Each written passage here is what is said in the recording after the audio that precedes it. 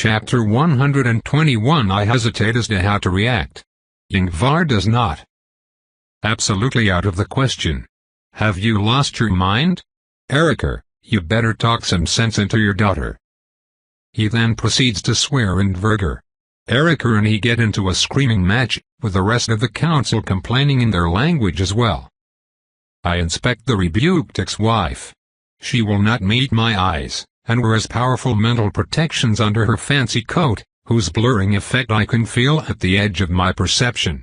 I can still taste her emotions from her rapid breath, and the sweat purling on her temples. Frantic heartbeats and nervous movement do not betray fear, but eagerness. She wants it. She wants it very much. Well? She finally asks, shivering with nervous energy. You are a schemer and a scoundrel, Liechny.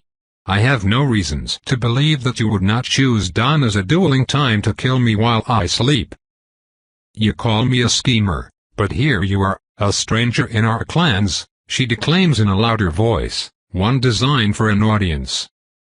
You can stop that nonsense right now, child. We have been buttered by much more eloquent politicians than you throughout the years. Your theatrics bore us, Mintaspitz. The rest of the council backs her with hostile glares and angry mutters. They have seen it all.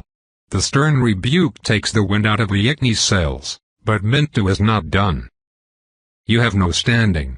The right of combat was designed when an objective decision based on evidence could not be achieved. It is a last resort, a way to place the ultimate decision in the hands of fate when we admit our failure to discern what is good and what is right. I watched two parents kill each other for the guardianship of their child. You. Defiling this sacred and horrific tradition disgusts me. The council's decision was based on an oath-verified statement. Even your unlikely victory would not change that. Our position has always been that Loth was not a suitable king for the illustrious Skirag clan. Liechny's father interrupts. My daughter wishes to prove that his decision to cast her out was ruinous and self-destructive. She is worthy to be a queen, and she will prove it by taking down the creature in our midst, one who does not deserve to be here. A waste of time then. Ariane of the something-something has no obligation to answer your puerile challenge. Rolf notes while pouring schnapps from a pitcher. I want to kill her. But she is a sneaky little thing, and she clearly expects to trap me. I turn to the father. The council is over. I have no need to keep the gloves on, nor do I have to show respect to the likes of those sniveling, cowardly rats. I release my aura, making sure that its cold depth conveys my annoyance, and patiently reorient my seat to face them. In complete silence. I owe both my friendship and the council, my patience. I owe nothing to those two. They are fair game. Finally, the time has come to make things clear. The play is over. You have lost. I start, completely so. The marriage will take place. You will lose your influence over the Skirag clan, and the enmities your greed created will hound you for the next century. Now you have come here at the 11th hour with a flimsy excuse for a duel, one that follows rules that you will undoubtedly twist to their very limit because, in the end, you are just dishonorable pricks looking for a way out. I refuse.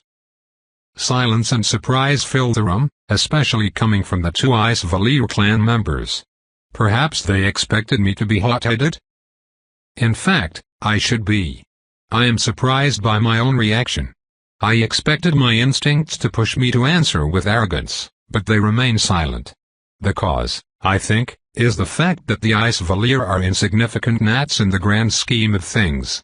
Loth is successful, as was my wish. This challenge is merely the desperate yap of those who do not know when they are defeated. They are too far beneath me to cause anger.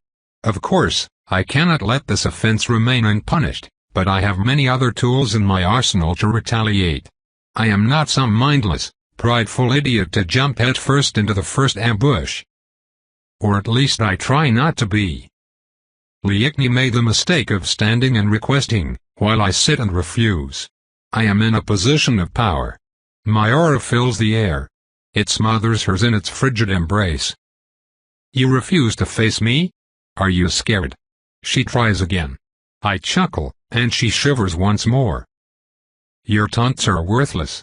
What does a queen care that a beggar curses her name in an alley? If you want to play again, you have to put something on the table. Entertain me, little thing. Make it worth my time. Only after I am done do I register that Liechni is centuries older than I am. I have grown used to being the eldest among those who walk under the sun. Only that Virger can escape that rule. Oh, and the most aggravating people on the planet, but they do not count since they are technically from another world. Liechni turns to her father and they talk for a little while. Mintu and Ingvar also formed a huddle with another few elders, possibly discussing a common resolution. I seem to remember that they can veto the duel if they reach a consensus.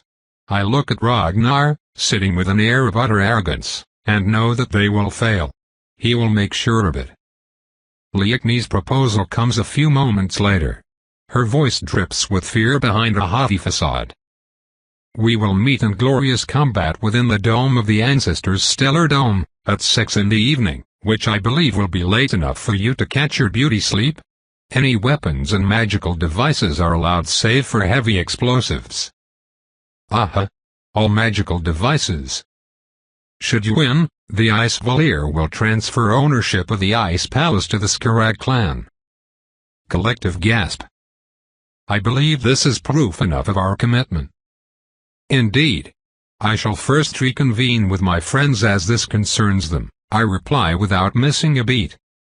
I stand up and walk to Loth and Carrie, who are still recovering from Liechni's outrageous offer, and drag them to an isolated corner of the large room. I learned quite a bit. Why are they so desperate? I ask. You can tell.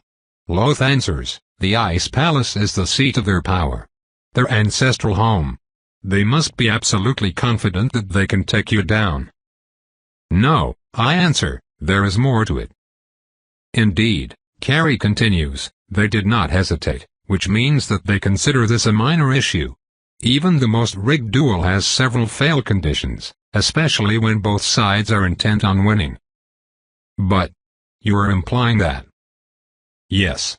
The Ice Valir already forfeited the palace, she finishes. Loth shakes his head in amazement. He steals a glance out, still struck with disbelief. I find it hard to believe. Perhaps they made a deal that did not account for your return. Perhaps. Listen, lass, those are all good ideas, but we have no way to confirm them. They could be arrogant and absolutely certain of their victory. Not that old snake Eriker. He has ice in his veins, Carrie interrupts. Fine. We should still refuse. No matter the cause, ye do not want to fight her out back into a corner if ye can avoid it. Oh, but I do want to fight her. What? Both of my friends look on, nonplussed. I want to find out why they want to kill me. And I know how they intend to do it. How then? Carrie asks.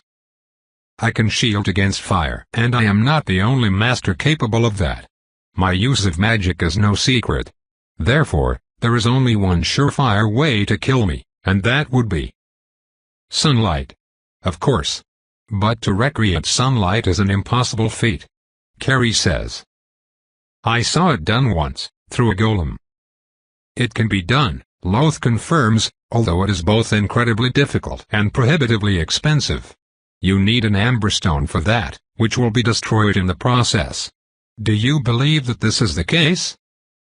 Most likely. What matters is that they really want me dead, and I would like to find out why. The main question would be, is there gear that can stop sunlight? I am asking you, Loth, as one of the world's greatest smiths. If you do not know, then I will decline. Do they have any way to kill you besides sunlight? One-on-one, on open ground and where I have access to all my equipment? It would take another vampire. Or an incredible archmage, which Liechni is not. I would feel it in her aura. There is something, Loth immediately replies, something I have considered for a long time. A mirror armor. A mirror? I ask with some doubt. Yes. You see, Vampires have been defeated before by using mirrors to redirect sunlight deep into their lairs. Ergo, mirrors deflect sunlight. I believe that a shield made out of a mirror will efficiently deflect an attack ray. Just have to make sure it's not too big. How likely is it to work? It will work. We just have to make sure that the thing is thick enough to count as, well, being hidden. Your sensitivity to the light is a capricious thing. This rule works in a strange fashion. How valuable is the ice palace anyway? Very, very, very valuable, Loth grumbles, eyes filled with visions of gold. Extremely valuable, Carrie adds. It sits at the top of precious deposits of magically charged materials, and a glacier around it has taken on interesting properties over the centuries. Even if we displaced the Ice Valier clan as part of a war, the council could decide to step in to have its treasures shared communally by our race. Through this challenge, the Skarak clan would become its sole owner peacefully and irrevocably. It would. By Tyre. It would make us the richest clan in the world. Wait, what? I interrupt, that easily? You do not understand the ramifications of adding such a treasure trove to our already existing wealth, Carrie states with excitement. It comforts me that she considers herself a member of the Skarak clan. We would be able to develop that much faster. Ariane, I know you are taking a risk, and so I will tell you now. Loth has been floating ideas concerning our future plans for the clan and our race in general. If you get us that prize, I will wholeheartedly support his idea. I turn to Loth, who blushes. I shall never grow tired of the centuries-old bearded muscle-bound colossus acting all bashful. I see, we want to leverage our expertise to build a manufacturing empire. We cannot innovate like the mortals do, but we are good at improving on pre-existing concepts. We want to open a Dverger-led factory in the New World, to get access to more patents and rare talents. If you give us this boon, we will give you an exclusivity contract. We will settle on your lands and pay tribute, against protection. Your land only. For 100 years, Carrie babbles. She has entered my personal space, and though I do not mind too much, I have a few reserves. The first is that we have not won the duel yet. In fact, I have not accepted it. And second, what am I, a supernatural collector? I got pet mages, pet werewolves, a pet vampire in the sense that Melusan is a sort of cat, and now pet Dverger? I should have picked a land by the ocean so I could get better access to my pet fishmen. I would have built a small city with a sign that says, Ariane's collection of wondrous creatures, where the food is you. No, seriously. 7.5% of our income after tax, Carrie says. By the Watcher, count me in. 8, I abhor decimals. Fine. Carrie looks away and smiles, eyes lost in balance sheets and cash flows. I turn and take a peek at the Ice Valier. They smile ever so slightly, studiously ignoring us. They got us and they know it. To lure me, they dangled a prize that could not be ignored, even by one who knows that there is a trap. Very well, I will accept their conditions, but we need to check the dueling grounds beforehand for surprises. We also need to dig into why they're so set on killing me. Carrie crosses her arm as she considers the situation. I would not be too worried about the Stellar Dome. They would not dare tamper with it too outrageously, as it is a sacred site to our people. A long time ago, the clans cooperated to create an observatory to map the stars. It has not been used in a long while since the project completed successfully, at least not in its original design. Nowadays, the central circular space serves as a theater or as an arena, depending on the situation. We will still have a look, in case they try anything sneaky. Don't ye worry, lass, if they booby-trap the building, Yngvar will have their livers for breakfast. So, I agree. Yes, but ask for 3 weeks so that I have more than enough time to create an armor. Fair enough. I return to the council and calmly address them. The Ice Valier smile and leave first, with us departing soon afterward. Their tricks certainly ruined our mood. The council, however, does not let that affect them too much as beer is brought in casks. As for us, there is much to plan and scheme.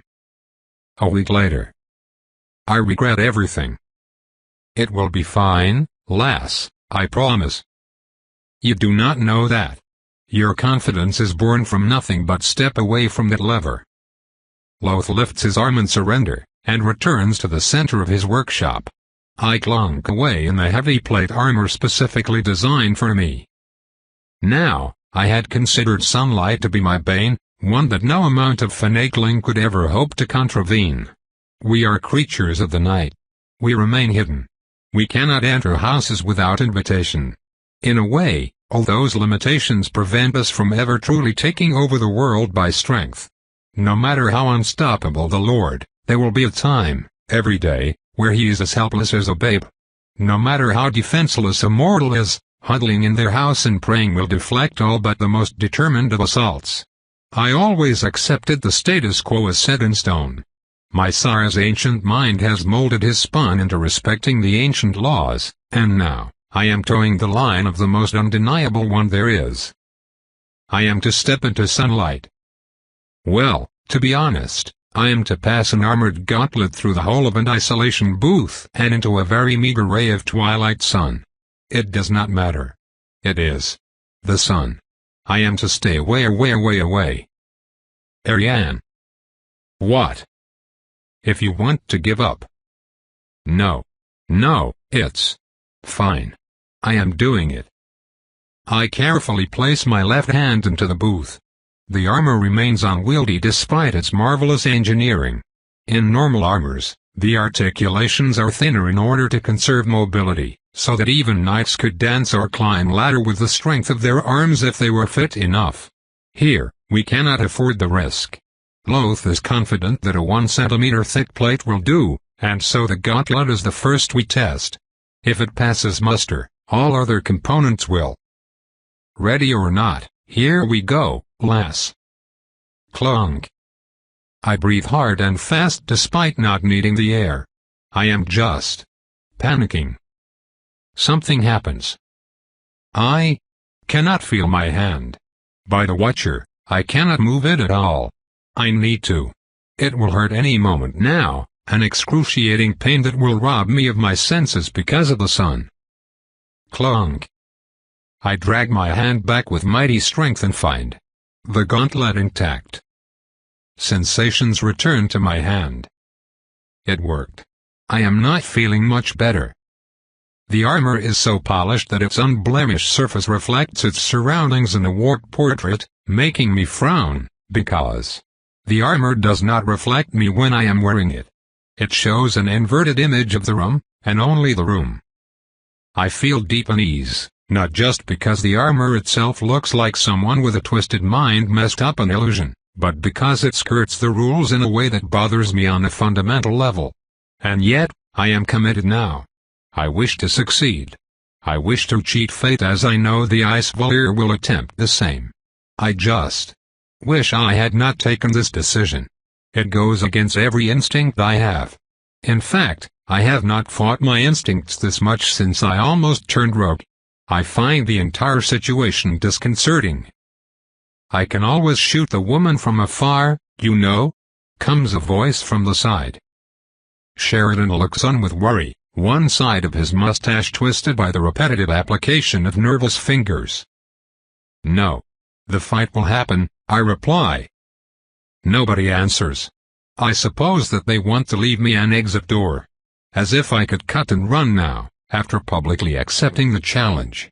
I can only twist my own nature so far without it snapping back with indomitable revenge. Teasing the limits of my body is a thing. Running with my tail between my legs after a confrontation is another one entirely. All right, lass, I will finish adjusting the armor and we can conduct a few more tests, just in case. They cannot use amberstone rays for more than a few seconds in any case, so your suffering will be short.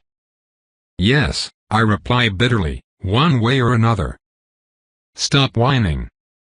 I am about to reply that he should go and stand under the radiance of the purifying orb, but he does it all the time and only gets a light tan. Unfair.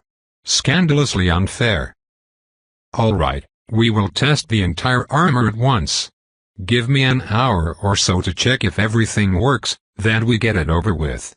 Please do tell me if you experience any burning sensation. I am not one of your lady friends. I spit with bad humor. Sheridan coughs in his elbow, but Loth remains unfazed. You can be a bitch when you are stressed. HSSS. In the end, I experience no discomfort besides the oppressive promise of my fiery doom ravaging my psyche until I am a paralyzed wreck, my mind flooded by a numbing fear of the sun. I consider this a win. Given the circumstances. I promise to myself here and there that I shall never, ever repeat this process after the duel. I can survive sunlight if protected by armor. Good. I cannot move if the rays touch it. The experiment is conclusive. Now let me out. With the armor ready in a week, I now have free time to pursue another project, learning why the Ice Valier are so hell-bent on taking me.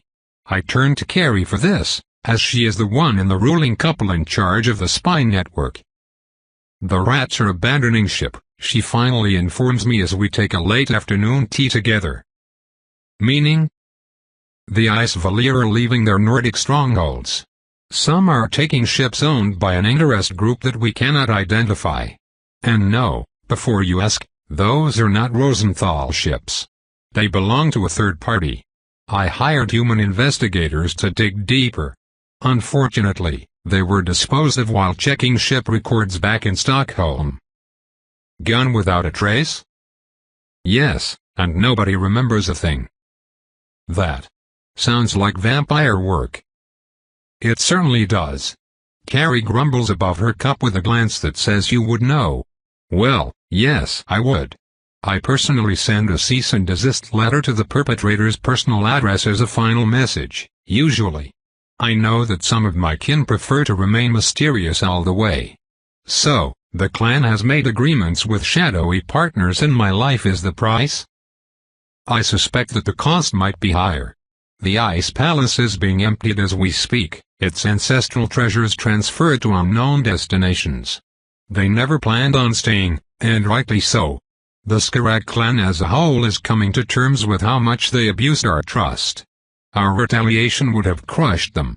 In any case, your demise was very likely commandeered by whoever now helps them in their exile. I have no way of learning the identity of your mysterious enemy in the short time we have available, not without sacrificing a number of irreplaceable assets. If you insist. No need. I know exactly how I will find out. My confidence surprises the Dverger princess. How can you be so sure? I will extract it from Liechni's addled mind as I eat her. My ghastly smile forces her to shiver. Sometimes, you act so human that I forget what you are. And then your words remind me of the truth. Yes, that would be our entire identity. I have an inkling as to whom it might be. I suppose that we will find out soon enough. Better to make sure that we have covered all our angles, I continue. I return to Loth for some minor adjustments, and we soon realize a major problem as I try combat maneuvers. I cannot use my focus. Of course, the black gauntlet would cause my hand to roast at the first sign of sunlight. In the end, Loth manages to engrave a few symbols on the inner side of the gauntlet so that I can at least cast shield. This oversight worries me, and I decide to forego holsters entirely, which only leaves me with a mirror sword that Loth creates at the last minute, just in case. It should not matter too much as the ray may only last for a few seconds. Now with all tests completed, I can confidently say that I am ready. The armor is reinforced so that even a few light shocks will not damage it. The sword is sharp and deadly. I can stop fire. I can stop sunlight. I can, in theory, block explosives, although I doubt that a squishy mortal would resort to that.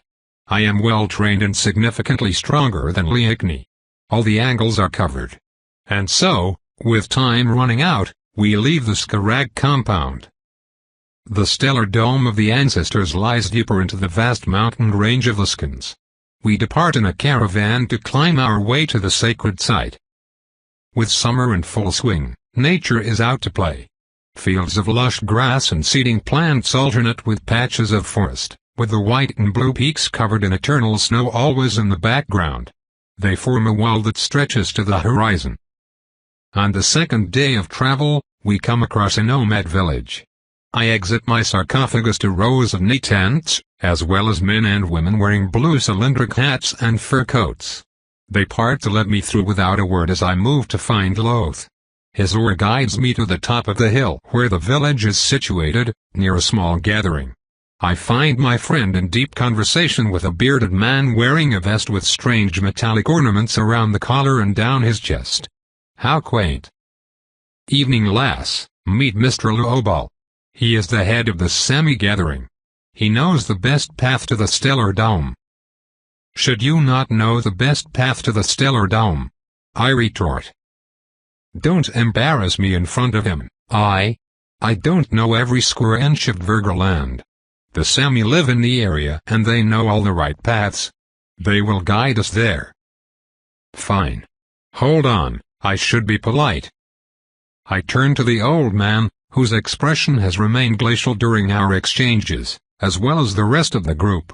I asked Carrie to teach me a little bit of Swedish. It is now time to put it to good use. God Volmina de Mirakvar. Mitt name Arianirari, vad trevlig that trafas. There, I am properly introduced. I stated my name and told them that I was delighted to meet them. Ariane, Queen of Diplomacy. The answer, unfortunately, is not to my satisfaction. The old man turns to his friends and scratches his head, before turning back to me. Jigger ix god I Norsk. Kan du see dead and gang till, Sektir. Loth laughs. I cannot recognize a single word of what the old man just said. Sorry lass, they only speak Norwegian on top of their own tongue. All of this for nothing. Pa. In the end, I do not mix with them as they do not seem all that interested in foreigners. I instead spent some time walking around the surrounding forests in an attempt to dispel my worries. I fed on a volunteer just before we left, and I will remain sated for a few days. We are ready. My intuition does not scream of doom, and yet, I cannot manage to rid myself of the nagging worry. I am being greedy and overconfident by walking into a trap. I always promised myself that I would not succumb to overconfidence. I believe that my preparations show that I am not so arrogant as to think myself invincible, and yet I am once again skirting the limits of what I believe in. This entire endeavor puts me in a state of unease. It was a mistake. I will not agree to such terms again, unless I have no choice. If I live, no amount of running allows me to relax, and I retreat before dawn to read. The trip to the stellar dome lasts another day, and I exit my sarcophagus in the early afternoon of the duel to a decrepit room held together by crumbling mortar. Sheridan waits by the door, which looks more recent and was reinforced with basic spells. I am already wearing the gambeson I will use under my armor. Ah, you're up. Loth told me to get you to the council room where the old geezers are doing their powwow. There will be a ceremony, then we fight. I mean, you fight. I watch. I stand up and take a few moments to comb my hair.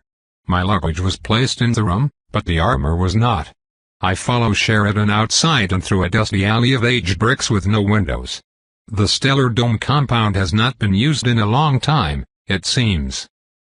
Sheridan wordlessly opens a final door guarded by a pair of armored sentries, and we enter the dome proper. My worries fade for a while as I take in the impressive vista before me. The room centers on a circular arena, around which rows of seats have been placed to create an amphitheater.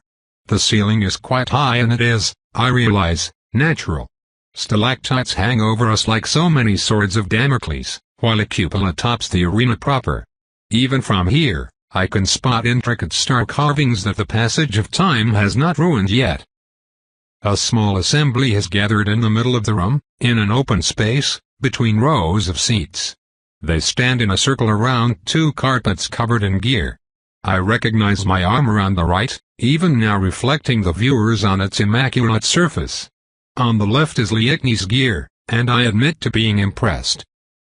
Of course, I expected the daughter of the clan head to come clad in layers of ancestral treasures. My anticipation did not do her regalia justice. I can feel the power radiating from here, over the auras of the assembled Verger. I see a conical helmet with a protective visor that will fit her eyes to perfection, a thick breastplate of shimmering metal engraved with countless runes over glittering mail. Light cuisses, greaves, and sabatons complete the custom set. She bears a round shield with a sun symbol on it, one I highly suspect of harboring the foreseen amber stone, and a thin, rapier-like sword shining a dull red in the semi-darkness. Ingvar inspects every piece of gear one by one to make sure that no forbidden explosives have been hidden in their recess. When he is done to his satisfaction, he turns to us. Can't say I approve of this, but you younglings are free to kill each other if it doesn't condemn the future of the clans. So get to it, I have better things to do. The rest of the council grumbles their assent. Loth pulls my gear in my direction and we put it on piece by piece as, on the other side of the room, Liechni does the same. We checked the building and the arena. Had the council run some tests? There's nothing we can see. No traps or anything. I'll be staying outside, just in case, Sheridan adds. Why, do you anticipate something? I asked the experienced lawman.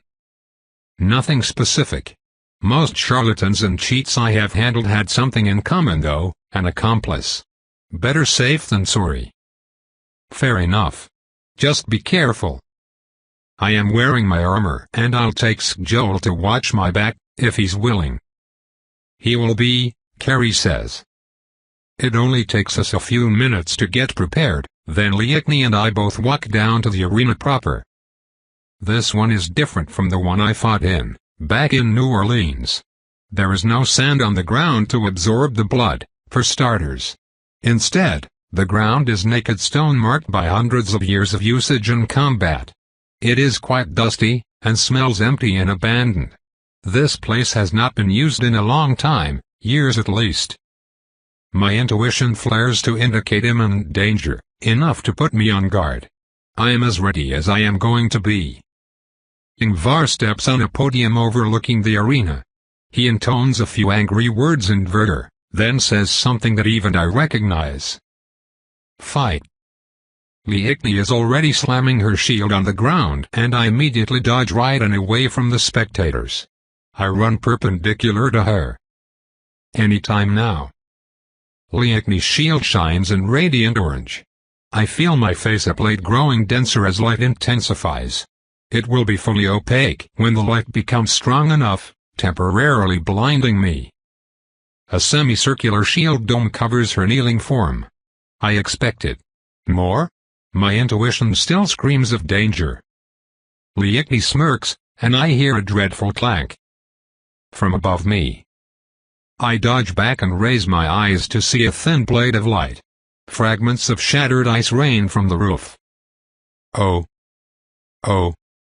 No way. I back up again as the red gash of late afternoon sun slices the arena in two, mostly in front of me. I am separated from the spectators. It slowly widens into a blinding crescent. They never planned on bringing amber stone, they planned on subjecting me to the real thing. The stellar dome cupola was originally a functional observatory. It can open fully. Behind Liechni's smirking figure, the council is in full-blown arguments. Ragnar clearly supports this brilliant interpretation of the rules, while the rest are screaming their heads out. I see Loth running outside, probably to put an end to those shenanigans while Carrie added her voice to the quarrel. They will be too late. The shield is probably quite strong. I have to try to break it. A part of me pushes me to action while the other is the reason for my indecision. The sun. The fucking sun. The sun. No, calm down. Try to attack. I can do it. I move forward at mortal speed, not quite able to control myself properly. My sword smashes into the shield with little effect. Put strength into it, but I cannot. Because of the sun. Liechni is still smiling as the crescent turns into an oval that lights the spectators. Every passing moment makes the room clearer, as more debris fall into the arena. I ignore the argument and the woman in front of me and the sun closing in. Hit it, just hit it. Bang bang bang. Break the shield. Break the woman. I can live. I can still live. Years of practice help me dodge reflexively back as an overheated blade almost shaves off parts of the mirror. Liechni is standing now. She walks back into the light. I cannot go there. She is in the light of the sun. No. No, I just need to. Perhaps Loth will help. I cannot do anything if I die, and I will die if the mirror is damaged. Sword in front. Light hand on the grip. Light on my feet. Calm. More light as a full half of the arena is now basked directly. Liechni is here. She moves forward with a wave. It hurts my mind to look at it. I can no longer see clearly. The point of her sword shines red and something is sent. I drop to the ground and roll on my side to avoid a superheated missile. Magic. I stand back up. Roll and dodge in the other direction. I cannot see. I cannot see the light. Everything is dark now with my visor fully blocking the view. There is just me, and my panic breath because I breathe when I am scared, and one thumb of flimsy material between me and fiery death. Close eyes. They're useless. Magic in front, flaring. I roll to the side again. Footsteps getting closer. No real sun on me yet. Indirect ray only. Ignore it. Ignore what is outside. There is only me, and her. Sword up. I hear a whistling sound and swipe a broad arcade. I miss. I swipe again and deflect something that hisses and sputters. My sword made an unpleasant sound. I back up slowly, stumble a bit. The armor is getting warmer. Ignore it. I deflect another attack. I can taste the magic in the woman's gear right in front of me. I can barely use it to deflect the hits, but now it changes. She attacks my mirror sword.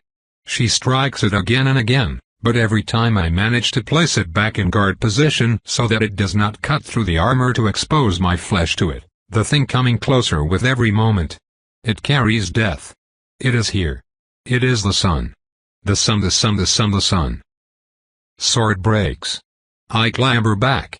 I hit the wall. I am trapped. Almost here, the sun. The sun. Bang. I hear something. A discharged firearm. A noise of snapping metal. The roof above me shakes and groans. The two half-spheres close like eyelids over us. Darker. Darker. Darker. A deafening sound. D. A. R. K. Y-E-S-S-S-S-S-S-S. I swat Liechni's blade aside with a hand.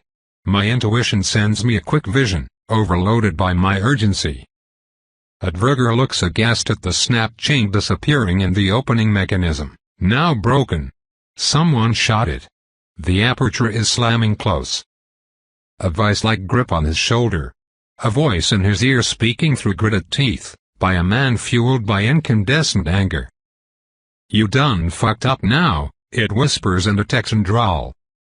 I drop my molten, shattered blade to lean into Liechni's next attack, one of Nami's favorite tricks. I punch her in the chest. The mirror surface of my gauntlet cracks under the power I use. She is sent flying, then crashing down on the ground a bit farther. The council is mute. Slowly, I remove my helmet as Liechni crawls back to her feet. She is no vampire to recover instantly from the most grievous of wounds. She is a warm, fleshy thing, full of spite and secrets. I am going to crack her open. That tickled, I growl. I have given a rather poor account of myself. Reeling. Flailing. A mess, really. I need to imprint upon the locals that I am not to be trifled with. HSSSS. The rose appears in my hand just as Liechni manages to get upright. She casts the shield again. I let her. It shines a bit less now. I strike and let the teeth on the back of the blade dig into the transparent wall. I could channel the herald essence. There is no need to use it on such a weakened construct. I pull, and the teeth shred the spell in a bright flash. The enchantment on top of the round shield flickers. Lenny casts it aside and bellows. The voice is low and powerful as she seems to inflate and occupy more space. Her aura blasts out in furious anger and she charges in. Pointless. I dodge and strike, dodge and strike. Her blade and fist come nowhere near hitting me while the articulation of her armors are hit again and again. The first piece of equipment to give up is her right elbow. A thin trail of blood drips on the ground and I can taste the woman's essence. Just a sip. An appetizer. Next to break is her right leg at the back of the knee. She stumbles and falls, her rage spent in pointless movements. I accelerate then. The rose peels her protections off glyph by glyph. She stumbles and falls. I approach, and she launches her last, desperate charge. I grab her raised fist and crush it. I hear a sob. A second later, her helmet is torn off. I bite down. Today is the most beautiful day of my life. I am to become queen of the Skarak clan, and through our union, usher both our lines into a new era of prosperity. I will be a great queen, I know it. Loth does not love me, and he makes no secret of it. Our lovemaking is rare and cold. He refuses to grant me the powers I seek in the name of tradition and autonomy. I want more. I need more. If he will not work with me, then perhaps. I pull back. I do not care about her story. What I need is too subtle to appear in visions. You were compensated for killing me. A promise, she answers in a broken voice, your death in exchange for better conditions. We would have kept more in our exile. Where are you going? South Africa. They are going nowhere close to my lair, therefore, I stop caring. Who asked for my death? We do not know for sure. I increase the pressure on her weakened essence. But I suspect. From the names of the ship come to evacuate us. Tell me. Lamuro. The Blue Rose. The St. Louis. Something breaks my trance. Her answer is not what I expected. I expected. Who? Ah, yes, a certain Dverlady. Instead, I get Mask. Someone in Mask wants to kill me. Later, this is a thing for the calm and refined me to consider. Now, to finish this on a high note. I ignore the cries and the requests. I believe someone is begging me to spare his daughter. It does not matter. The game was strange and unpleasant, but the conclusion is all the more worthwhile. Liechni tastes of mountain, ice, and betrayal. She has the sweet accent of despair as she dies. Delicious. Loth always did have good taste in women. I stand up and discard the body, then walk out of the amphitheater with a confident step. Sheridan is here. He is armed to the teeth. I know that you saved me. Thank you. Anytime, Ari, anytime. The fear of the sun and my predatory response to Liechni finally fade from my mind, and I have only one thought. I am going to get a Dverger weapon factory on my land. This is going to be great. Chapter 122. I thought that we could bring this incident to a close and use that opportunity to rush to the Ice Palace to take ownership of it. I was dead wrong. The observatory was never meant to open fully. In fact, the mechanism had been disabled and laid covered in ice until the day of the duel, or so Ingvar and Loth had thought.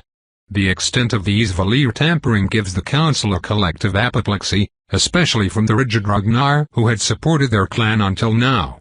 Such a violation is apparently unthinkable. So, we have some excuses for having approached the entire problem with such a high degree of incompetence, apparently. The old Coot's collective ire falls on a grieving Erikr who is still reeling from the loss of his daughter. He was the most vocal in trying to get me to offer mercy. He could have brought me the moon on a silver platter, and it would not have mattered. I have brought this hunt to a satisfactory conclusion. I would have it no other way. Erica kills himself in his cell a day later. With this, the council's wrath peters out and cold tensions arise. I care not, although I can tell that this entire fiasco weighs on the mind of my Dverger friends and affects their mood. One would think that the death of their enemies and the acquisition of a massive prize would soothe their feelings, but alas, the whole disaster leaves a bitter taste on their tongue. I do not understand why they would feel depressed, nor do I have to. It is enough for me to know that they are and respect their pain.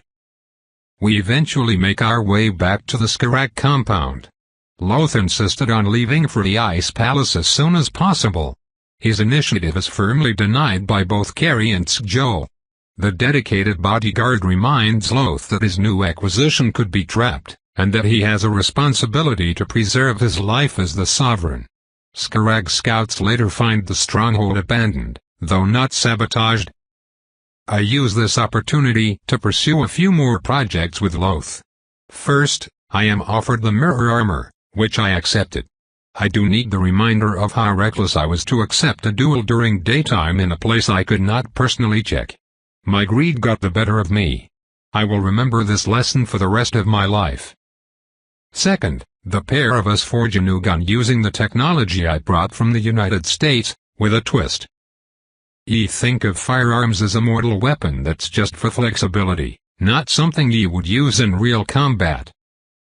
I would use it on a vampire. But ye don't believe it would take one down. Ye need to think bigger. You are not restrained by the limits of mortal bodies. And so we end up making an absolute beast of a revolver, with a rotating cylinder and a massive barrel with an enchantment-laden counterweight. It fires a custom-caliber bullet the size of my thumb. With that enormity, I would have no trouble killing werewolves at any range.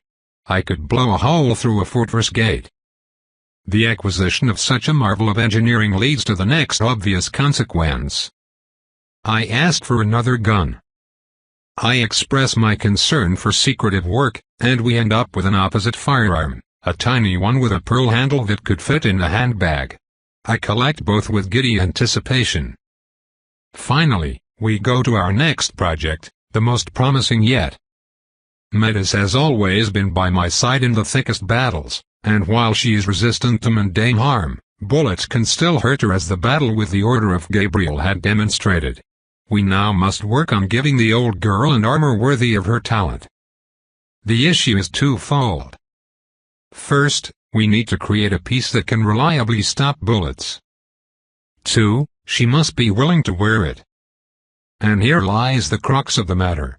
While the haughty nightmare tolerates a light harness with relative grace, carrying hundreds of pounds of enchanted metal is simply out of the question, at least on a regular basis. I have no need for her rejection to understand that. Restraints of any sort simply go against her nature. If we want a practical set, we must juggle between functionality and designing a piece of art that she will tolerate in battle. In order to guarantee success, her input is required. I have negotiated with soldiers, merchants, mayors, and whores. I have made deals with mages, half-naked werewolves, fully naked werewolves, and grumpy Dvergers. I have held meetings with vampires to decide the fate of hundreds of souls. And now, finally, at the zenith of my diplomatic career, I must contend with my greatest challenge yet. I must negotiate with my horse. How about this one? Nay. I might be interpreting her nay, but here. We now stand in the Skarak Fortress gardens as I submit one design after another to the grumpy flesh-eater. Even the materials are problematic. Simply put, they need to match her nature as an otherworldly creature of the forest. In the end, Loth just gives her every piece of exotic material in the Skarak vaults to sniff one at a time. Just as we are about to give up, Metis' ears perk up at the sight of a very peculiar piece of black leather. I take the dark fabric from Loth's hands and run my fingers over it. Smooth and scaly. My friend smiles. I should have guessed that she would love that one. What is it? The skin of the alligator we slew for the Choctaw. Our first hunt together. What? I thought it had been destroyed with your house? No, I decided to keep it when we evacuated, and I was right. This will offer good protection and camouflage with a few correct enchantments. Besides, it holds significance for you as your first successful takedown of a magical beast. Successful takedown? The alligator caught me off guard and almost tore my arm off. Loth killed the beast before it could eat me. I was merely bait. Your contribution was important, even if you did not land the killing blow. I am over it, Loth. Do not concern yourself with my feelings. Or your self-esteem. Or my self-esteem. Everything is fine. I am fine. Huh. Moving on. Leather. Can it really stop bullets? When I am done with it, it will. You will also find that your illusion spells extend over Metis more easily. Now, to find a proper design. Try to gauge how she would feel about adding a spike on her forehead. She could look like a unicorn. Metis' answer is swift and unambiguous. Thankfully, I remark, we are already in the garden, so it is just more fertilizer. Loth and I finish the armor in a week before focusing on his repeater gun. We take much more time for that one, and I believe that Loth considers it more as a project of love to distract him from his many duties rather than something practical he really wants to finish. We spend another few weeks together, but soon September comes and, with it, Carrie's ultimatum. Loth is late on many of his other projects and needs to up his game. I, too, have postponed my duties for too long. My inquiries about Mask have not led to anything, especially from the Rosenthal who warned me against engaging in dangerous activities so far outside of my support structures. I agree with their sentiment. My decision made, I pack my belongings, including the tiny revolver, which I have named the accessory, and the huge one, which I have dubbed the Big Iron after a suggestion from Sheridan. Time to head home. We soon ride back to Stockholm, then from there take a ship to Copenhagen where the vampire train network is active. I find passage aboard a transport leaving from Le Havre a few days later, and we resume our travels. I meet a few Renwald and Roland vampires during my trip through the German states. Unfortunately, I learn very little as they gang up on me to ask questions about the New World and its many opportunities. While they always remain polite, I can feel a certain distance between us that indicates that my traveling companions have little interest in getting to know me better, or even for longer. I do not know whether it is caused by my image as a provincial frontierswoman, my sire, or the inevitability of conflict. The train puffs its way through sleepy hamlets and larger ones, but never stops long enough for me to visit. It appears that it is merely a means of transportation, while I would prefer a more leisurely pace.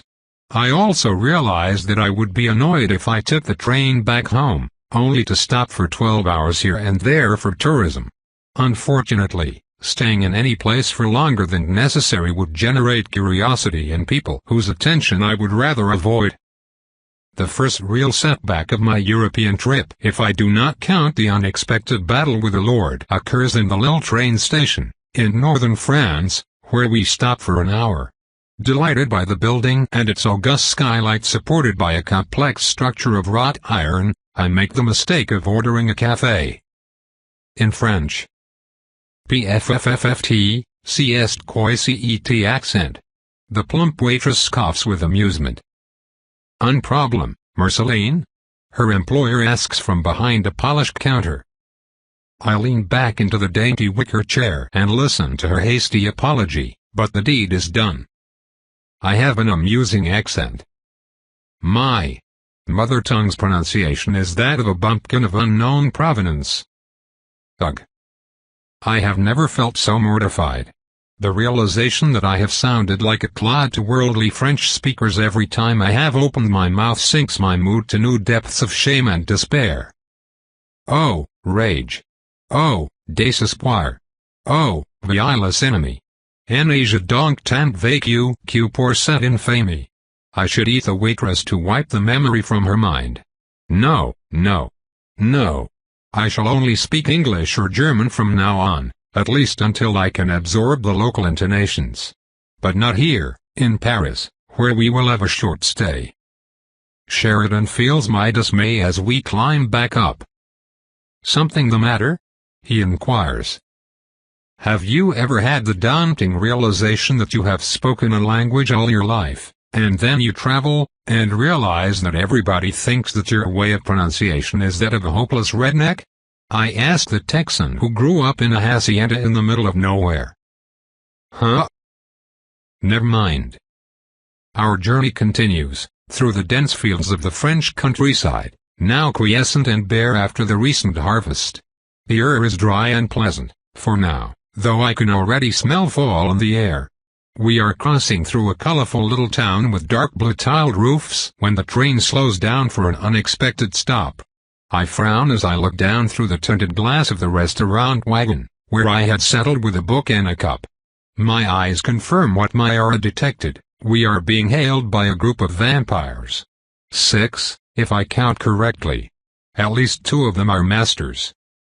Stay here, I order Sheridan. I stand up, before realizing that all my weapons are in the usual secured locker. In fact, with the addition of 2 revolvers, just Sheridan and I occupy more than 2/3 of the total available space. It matters little, as I still have my most powerful asset. No one will ever be able to strip it from me. I stop in the next carriage as the train leader, a tiny Roland woman with short auburn hair, runs to me. Although she betrays no signs of nervousness, I can feel the tremor in her aura. Yes? Forgive me, Ariane of the Nirari. Those gentlemen outside would like to speak to you. I have no authority to refuse them, but I must insist that this is quite irregular and that I will be sure to forward a complaint. And a fat lot of good it will do the both of us. Well, nothing to it. I rush to my bedroom to retrieve my official documentation, then walk down on the deserted platform. The 6 unknown vampires gather around me in a half-circle that is decidedly hostile. I tilt my head in wonder, and adopt a defensive stance. Those are Roland fighters. The 4 courtiers are non-entities if this turns into a fight, but the 2 masters are unknown. They wear black coats over dark suits, with white shirts, and red ties. There are only minor variations between each. Their bowler hats, however, are all identical.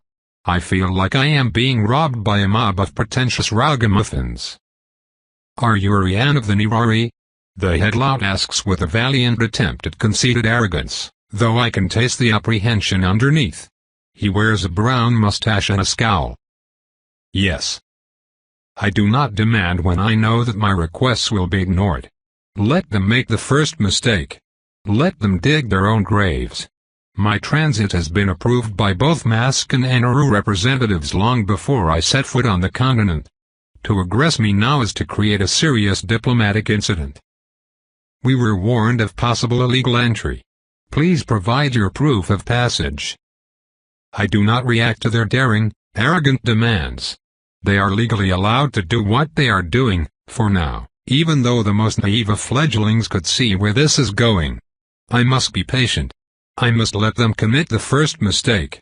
And so, I calmly hand them my passport, now heavy with stamps and notes. The leader makes a token effort to consult the hallowed document.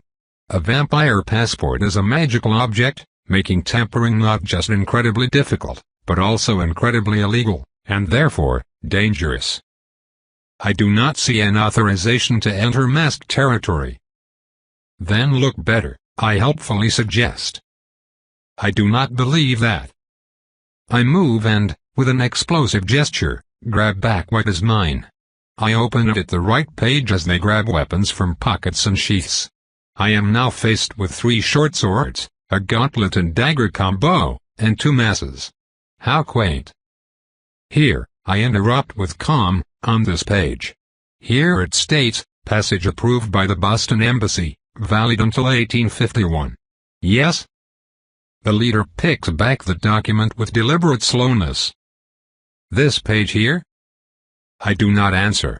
He rips it out. I do not see the page you refer to. Big mistake. I think you should come with us, just to clarify the situation, he tells me with a smirk. I think not. I have little reason to comply with someone who just violated the European Accords. You refuse to comply, he says, quite pleased with himself. Foolish cur. I let the aura of my anger explode outward as I materialize Rose. They think they have me? They think they are smart? If they were smart, they would have brought more goons. They would not have forgotten what I am, and what I can do. My first strike severs their leader from shoulder to heart. I do not finish him off, however, and punch the nearby courtier in the chest with a single finger. His face spasms and he starts to collapse. I have already moved on. I lunge to the other master and the rose's blade extends, penetrating his heart through his hastily erected guard. The next two fledglings fall in moments. For them, I make sure not to damage their hearts too much. A mere puncture is all it takes for essence-rich, dark blood to spill on the ground. Only the mage is left, and I duck behind the falling form of his comrades to avoid the building spell. Alas, at the moment of the cast, I realize my mistake. A red flower takes off the platform and explodes hundreds of yards into the air, basking us in its scarlet radiance. The magical call that emerges from it dwarfs even the most powerful of beacon spells. Only Semiramis's summoning came close in terms of sheer power. Ah! Now, everyone knows you are here, the pathetic courtier informs me with triumph in his gaze. Amusing. I grab him by his throat and bring him close to my face, so that only a few fingers separate us. Bones creak under my unyielding grasp. Tell me, little one, do you feel victorious? Please. I had to. Tisk. I wish I could kill all of them, but that would be going too far. The moment I slaughter an entire group, I pass the point of no return on the land filled with short-fused battlelords and ladies, and so, I must content myself with the tiny prize that the rose fetched for me. A broken spine and recovered passport later, I am moving back up to the train. The conductor stares at me with obvious horror. Melody. Forgive me, the protocols are clear. In case of attack. Silence. Just lead me to the weapon locker, I am cutting this trip short. Oh. I can do that. We run back to the front when I come across Sheridan. Here, take this, I inform him as I hand over my passport and the ripped-off page. Keep it safe, as I may need it depending on how things go. You need covering fire. Not this time, my friend. Stay with the train, and make sure that the luggage reaches the ship. And keep the passport closely. It will clear me of wrongdoing if I do get caught. I shall meet you on the embankments. Understood. Don't you die on me. I do not plan to. I must go. Hey, give them hell. I nod, but I sincerely hope that it does not come to that. I do not wish to start a war. As soon as the locker is unlocked, I ditch my dress to reveal the small cloth underneath, to the obvious appreciation of the conductor. I decide to take everything but the rifle, as it is too unwieldy. I end up with my armor, mask, throwing knives, spare dagger, the big iron, and a spare revolver, all loaded with silver bullets. And my gauntlet, of course. Thank you for your company, and I am sorry that we were so disturbed, I tell the petite woman. Oh, think nothing of it. Not your fault. I will be sure to express my stern condemnation of their careless actions. To hijack a train. Why, they will certainly be heavily punished. So, take care of yourself and stay alive. Perhaps we can meet again later in Paris? I know this place. This all sounds very tempting, but right now. Oh, right. Off you go then, and please be careful not to get killed. I promise to do my very best. Make sure to recover the bodies and place them in a secured spot. I did not spare their worthless hides for the sun to finish them off. Naturally. I shall have to remember to delouse the carpets. I jump out on the platform after a last farewell, then onto a nearby roof. After that, I sprint out of the village and into nearby woods. So that happened.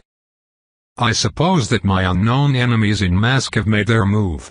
It just feels so incredibly brazen. Not only are they creating a diplomatic incident, but it will certainly split their own ranks. Mask and Anaru are more groups of interests than a firm alliance united in purpose. Except for wars or exceptional caste force majeure, their members have no obligation to act on behalf of each other. Such is not the case now. I am not important enough that Mask would reach a consensus to dispose of me, at least not yet. The only explanation I can think of is that someone committed a blunder, as there was little incentive to act in such a heavy-handed fashion. Now, for my options. I could try to run to Le Havre, but I sincerely doubt that I can manage it. That flare they sent means that they prepared something in the eventuality of their failure. I will face heavy opposition. More than I can handle, certainly. No, the best I can do is to be taken into custody by someone who is not part of the ploy to arrest me in the first place, and they are bound to come and see what is happening if I resist long enough. I think that this is the most likely outcome. I will have to strike a delicate balance between defense and mercy. Ugh, to play with stupid rules. I hate politics, but I hate dying even more. 20 minutes later, I emerge from the forest at full speed only to feel a spell ping against my aura. I am even now wearing Nashoba's earrings, however, the enemy construct is not a proper tracker, but something different. It expands in a wave and returns the presence of anything with an aura. Truly, they are well prepared. My time is short, and I realize my predicament. I have spent so much time developing spells and techniques to find someone that I have neglected countermeasures against being found. I know what I shall focus on next. That is fine. I did not expect to escape without fighting anyway. I run across an empty field and past an ancient stone house with a baying dog. The next forest is thick and old, with roots popping out of the packed earth like ancient bones out of a ruined grave. I weave my way between bulbous trunks and gnarly branches, barely slowing down. Something is coming. New Sharon. A thin layer of darkness spreads from the gauntlet to cover the entire area, more fog than impenetrable wool this time. I am improvising. It seems to be working. Damnation. We lost the quarry, a voice whispers to my front and right. Other tracking spells fuse from behind me, and far to the left. Multiple search parties. So soon? Time to learn more. I rush to my assailants. The other groups will soon converge on the cloud anyway, so I might as well attempt some defeat in detail. Did you feel that? The same voice asks. I jump up a trunk and then from one tree to another like the planet's most elegant chimpanzee. Predators always forget to look up. I stare down. 3 masters stand back to back, covering each other. This time, they are clearly decked for a war in light armor and powerful heart protectors. They carry an assortment of weapons and, surprisingly, nets. One of them holds a shiny golden globe with a single ruby jumping on its surface. It looks like a powerful tracking device. I kind of want it. New Sarian, I barely whisper, and a suspicious radiance pulses away from me, near the ground. All 3 of the foes react by instinct, brandishing weapons at the distraction. The fastest one immediately realizes that it is a trap, and already turns around with a sweeping motion. Unfortunately for him, I come from above. Hello, boys. I stab the slowest fighter in the clavicle, through the thinner armor covering the shoulder, and all the way to his heart. Ha ha ha, yes. I dodge above a counter-strike by bouncing off the falling body and launch a knife, which my opponent deflects by twisting to the side. They are already attacking as I touch the ground. The left one drops his device and takes a sword and dagger, looking like a musketeer with his curly brown hair and sharp face, while the other brandishes a short spear. That one is weirdly plump, with a frizzy dark beard. I lunge, but do not manage to extend it as the swordmaster smartly locks it with his 2 weapons. The bearded man takes a step to the side and attempts to stab me. I disengage by using a lot of strength and pulling with the shredding part of my sole weapon. The ghastly grinding sound surprises the first one who stumbles forward. I punch him in the face as he is now very close, and his companion drives me back with a flurry of blows before I can capitalize on it. They resume their attack. I angle myself to place the swordsman in front of the spear wielder, and am surprised when the first simply goes low to allow the second to strike above him. They really fight together well. "Cedric, I don't think that she is a rogue," the fat man remarks as he reels from one of my strikes. "Why don't you ask her nicely?" the first one retorts. I smile as I back up against a trunk. I can tell the moment where their eyes widen with the typical gotcha expression that I myself convey. Unfortunately for them, it was planned. I press 2 feet against the solid base and barrel forward with an extended overhead strike. The rose cracks as the tip of the blade whips forward and down. The swordsman collapses with half of his head split in two while the fat man falls to his knees, yelling in pain. Their essences rich in the fight makes it all the more tasty. It is unfortunate that I cannot devour them. Perhaps they would tolerate a death or two. No. No. I shall stick to the plan. "I am not rogue, thank you for asking," I inform him pleasantly. "Wonderful," he replies, eyes fixed on his companion. He returns his gaze to me after realizing that I will not kill him. "Kill or capture?" I ask. "What? Oh, disable. The standard procedure. Don't suppose I can convince you to surrender?" I took out the train station group because they illegally destroyed my travel documents. Would your group guarantee my safety? Can't talk about safety, but it would be better for you to allow yourself to be neutralized. We don't know about any document thing. We just track wayward souls. Just let me spike your heart with a thin shard, it will just be shortly unpleasant, and you don't want to wait until the cavalry arrives. They do not ask. I would rather talk to someone in charge, like civilized beings. Can it not be done? Sure, lady, after you are placed in custody. We are not to negotiate beforehand. Reputation and everything. That is unfortunate. For you, I hiss. I am not just letting someone put me in chains again. Never again. Not this. I resist the temptation to dishearten the bearded man. I must stick to the plan and kill them all. No. Just disable and force them to. I do not know. Negotiate? Yes, negotiate. I am not getting bound, fingers cut. Never again. Run. Run. You should. Make sure that your teammates are brought to safety. Yes, thank you. Baltasar, OU1. HSSS. I leave and run, now feeling a distinct pull on my presence. They know where I am. I have to keep moving or I will be corralled.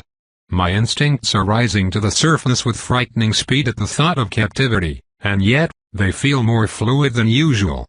They lack their previous indomitability. As if the experience of briefly going rogue shielded me from succumbing again. More forest to hide me. I avoid the empty fields. I see a small elevation in the distance with a gutted remnant of a stone for it, but do not go there. Visible. Useless. More fields, which I cannot avoid now. Pine trees. Danger.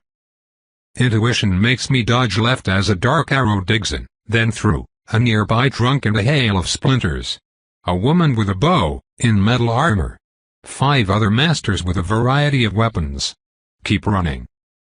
I dodge again as another arrow drills through every obstacle before smashing into the ground in a shower of dust. The woman swerves behind, and I slow down to allow the fastest pursuers to catch up. And then I turn around, dodge under a thrown net which shimmers with enchantments as I avoid it by a hair, and stab forward. The lithe fighter was not expecting that.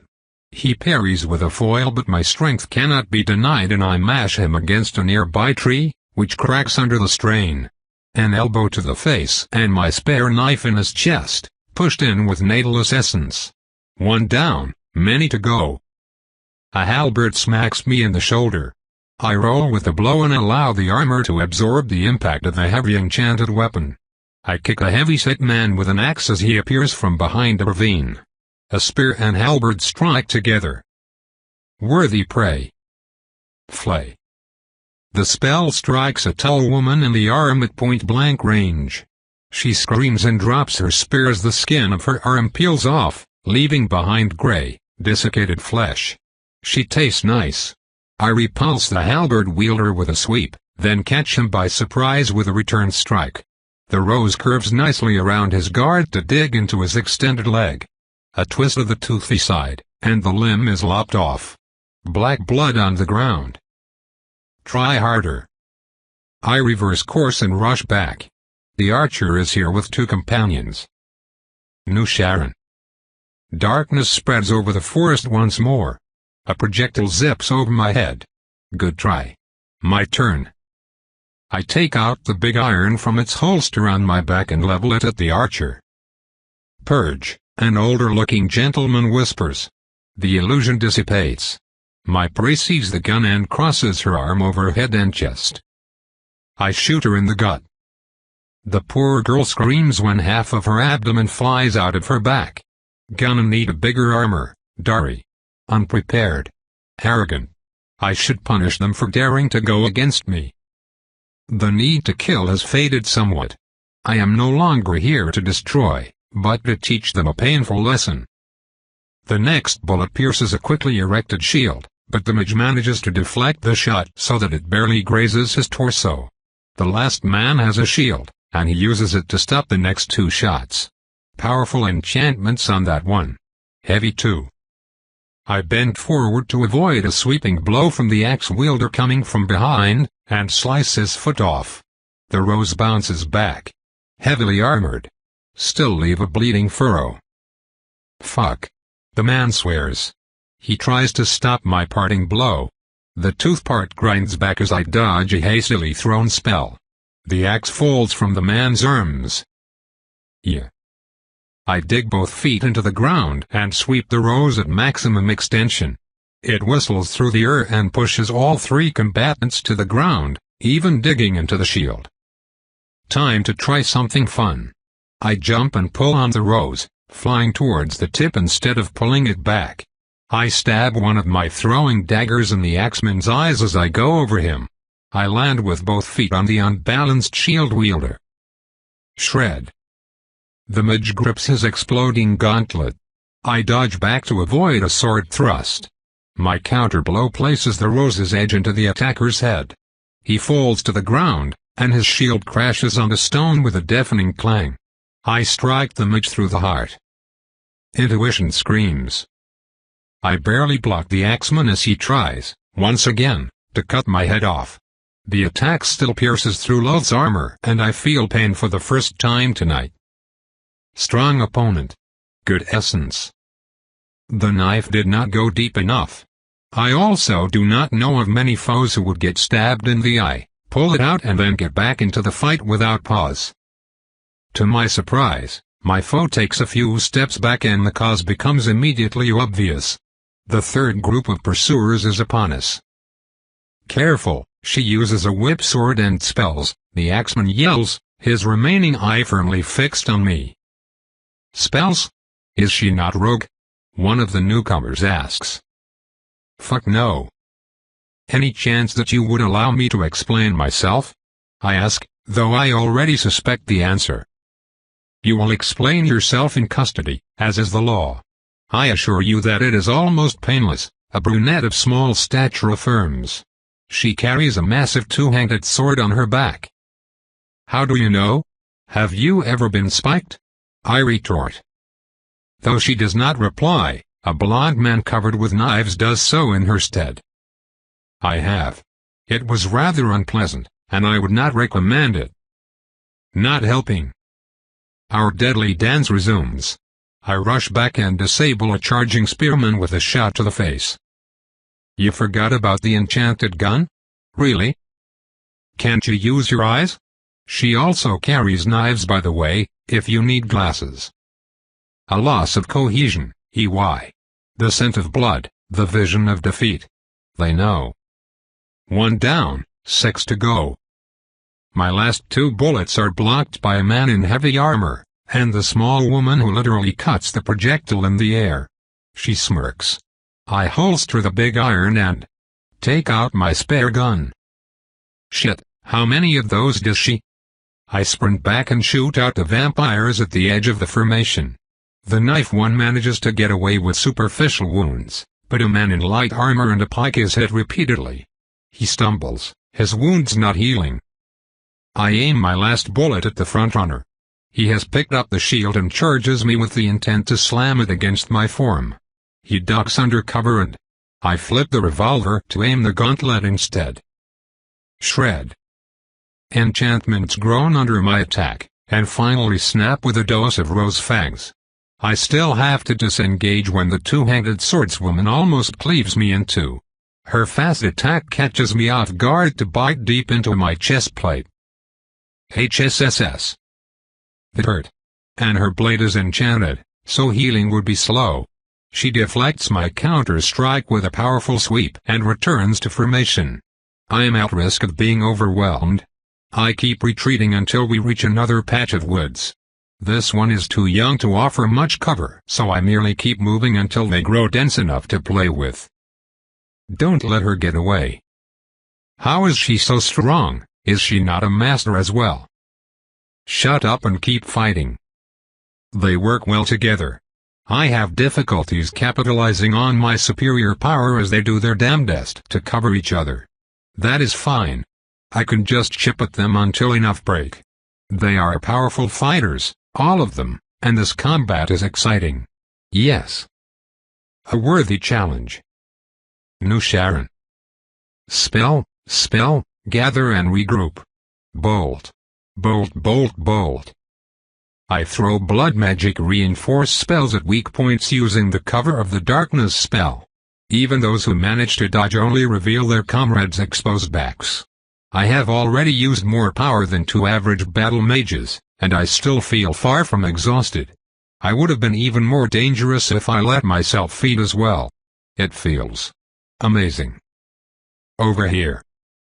I take out the swordswoman by stabbing her in the gut through a trunk, then severing both with a furious snap. Fuck. She got me. Less talking, more fighting. This is amusing. Yes, little things, come and entertain me, so that I may teach you. Close formation, don't let her take pics. We exit another patch to yet another open ground, this one filled with ripening apple trees. The perfume of fruit and blood mix pleasantly in the early night. The 5 fighters still standing stop at the edge of the forest in a loose circle, wary of me. I swipe the rose so that the extremity cracks in the air. The axeman flinches. Enough of this, a smooth voice says from the side. Both the enemies and myself turn with more than a bit of surprise, as 2 men emerge from the shadows of the orchard.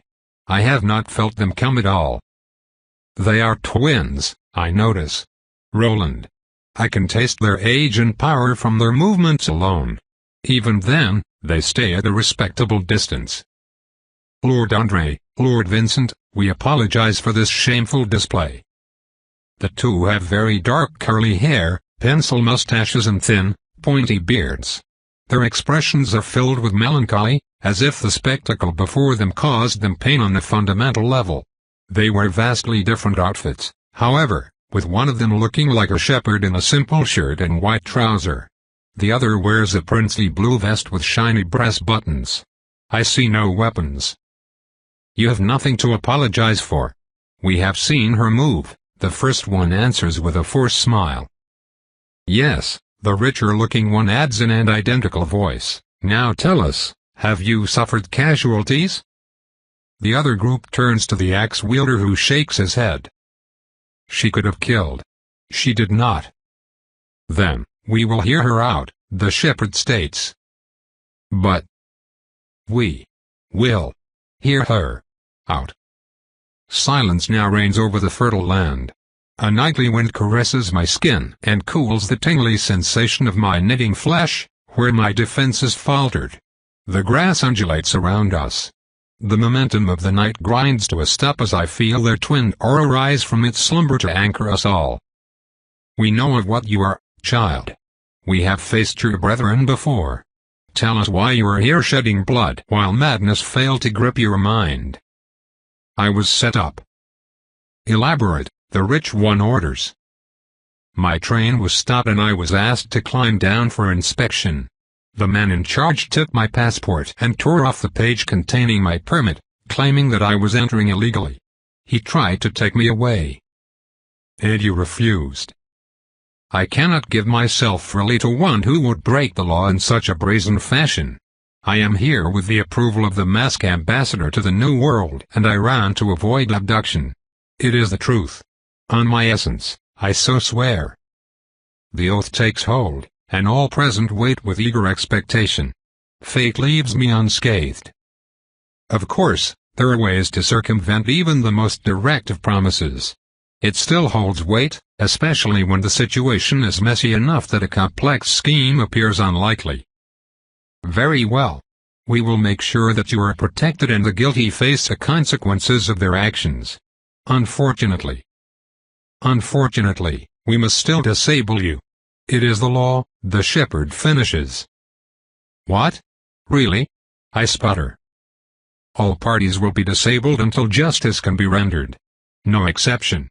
Seeing as you already took care of your foes. But this is ridiculous. A sword of Damocles that hangs over every troublemaker.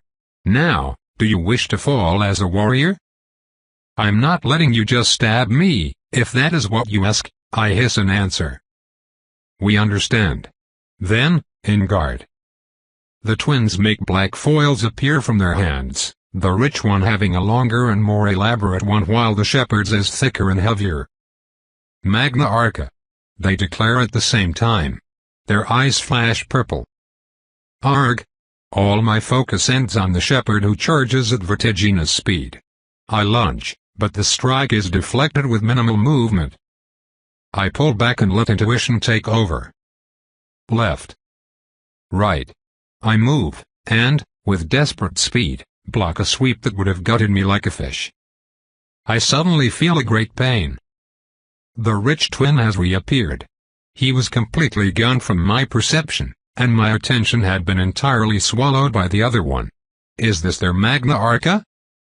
His blade is lodged in my chest. Oh, this is bullsh. Chapter 123. I wake up expecting the worst only to be pleasantly surprised. I lie in a comfortable bed, head resting on a plump pillow and one hand placed on my belly. I feel the caress of a silk slip on my skin. Nothing restrains me, chains or otherwise. Somewhere to my front and left, the susurrus of paper being turned breaks the silence. Without moving, I slightly open my eyes to take in my surroundings. Somebody brought me to an extravagant bedroom of good size. The light of candelabras gives it a cozy feeling, and shows an interesting choice of decorations. All the paintings reveal a virginal woman in a white dress resting near a lake. Melancholy seeps into every rendition, even though each work was made by a different artist. Whoever decorated this room placed an emphasis on interpretation rather than on the subject itself.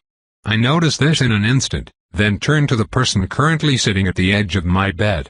He places a page marker in a small leather-covered book before hiding it in an inner pocket of his dark coat. His gloved hand retrieves a golden pocket watch, which he checks, before turning to me. 5:15 in the afternoon. Not bad, with a damaged heart. I take a moment to taste his aura. I have no doubt that he is powerful, yet his presence eludes me. The essence is extremely diffuse, with a vaporous quality that teases and disappears just as I grasp it. He wears an impeccable black suit under a dark coat with a brown vest and red tie. With his black hair and beard, he might have been threatening, and yet his smile as he talks to me would disarm even the most skittish of maidens. He is more like a handsome, sharp doctor than a dangerous predator. Even the amused glint in his dark brown eyes lacks bite. I fear that you have me at a terrible disadvantage, sir, I observe. He chuckles in answer. Indeed, then let me correct this grave offense. You are currently in Paris.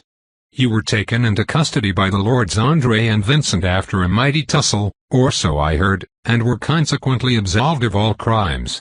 You are fine, your vessel is fine, and your belongings will be returned to you in their integrality. Some of our best smiths are currently working on repairing your gear, though I am told that your armor does that by itself, quite the defensive equipment I must say. Who undressed me? My own servant, Matilda. She bathed you too. I assure you that nothing untoward's happened, I swear it on my essence. The oath settles without issue.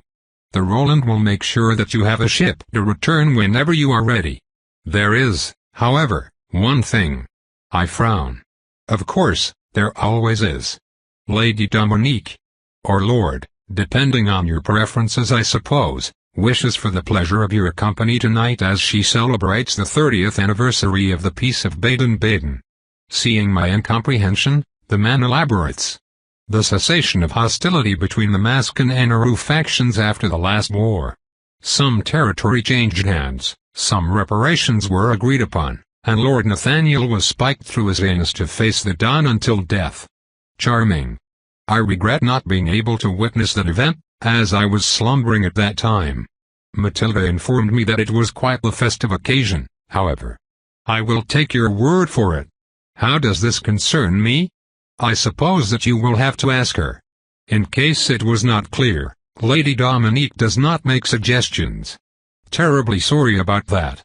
Rest assured that your safety is guaranteed during your stay, and you will most likely have a grand time. Masked parties are always memorable. Yes, I get it, I attend the party and then you let me go? Excellent. I knew that you would see reason. Now, you will find that we have prepared an outfit with your size for the masquerade. Please, don it, then join me outside. We have much to do before we are ready to begin. I will see myself out. I did not catch your name? Oh, my apologies. I am Jean-Baptiste of the Roland. And you are Ariane of the Nirari, of course. A pleasure. I shall see you later. I wait until the door closes before jumping to my feet. I am fine, completely healed, in fact. And clean. Someone even took the time to brush and dry my hair before delicately positioning me in bed, in a very artistic posture. I confirm what my instincts told me. Nothing binds me. Unfortunately, I cannot refuse the hospitality of my host for two reasons. First, the only free exit is protected by thick shutters, on the other side of which is the sun. Second, I know of Jean-Baptiste. He is a renowned warlord of Mask, not just the Roland, but the actual alliance. His Magna Arca fills his foes with abject terror. He is also the only known scythe wielder among our kind. Nemanata informed me that he was nicknamed the Reaper, though never to his face, and that he was entirely monogamous. If the Reaper wants me to attend a party, I will attend the party. I do not stand a chance against one such as he. He stands at the apex of power and martial prowess in the world. Amusingly, he does not feel that way. I would call him debonair and suave despite the underlying threat, as if we were both merely victims of unfortunate circumstances and he had decided to make the best of it. With a sigh, I move around and find an open chest at the base of the bed, which contains a white dress that I put on.